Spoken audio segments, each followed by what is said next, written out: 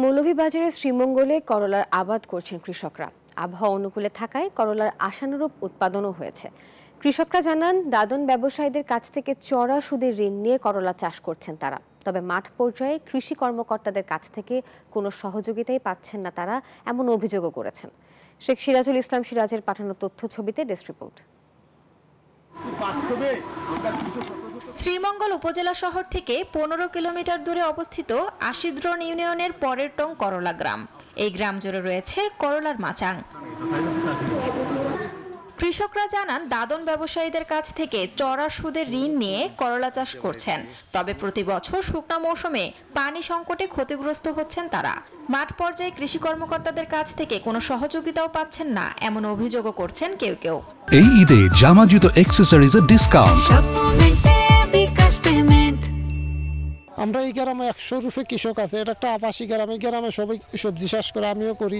এবার কমাইয়া করছি, গেছে এবার লস খাওয়ানে।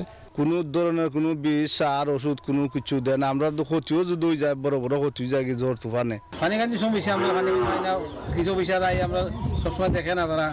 অবশ্য কৃষি বিভাগ বলছে ভিন্ন কথা। পানি, বীজ, সার সহ অন্যান্য সামগ্রী দিয়ে কৃষকদের সহযোগিতা করছে কৃষি বিভাগ।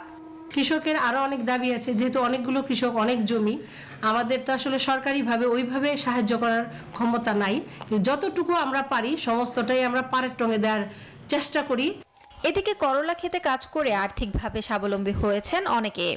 আমরা কাজ কাম করি, আমরা বাচ্চা কাচ্চা লিয়ে ভালোভাবে চলতে পারি, সুযোগ সুবিধা হয়েছে করলা চাষ করার বাদে। অনেকগুলো গরিব মানুষ আছে, আমরা করলা খেতে কাজ করে চলে, মা বাবার লিয়ে খায়। এখানকার করলা ঢাকা, চট্টগ্রাম সহ দেশের বিভিন্ন জায়গায় নিয়ে যাচ্ছে পাইকাররা।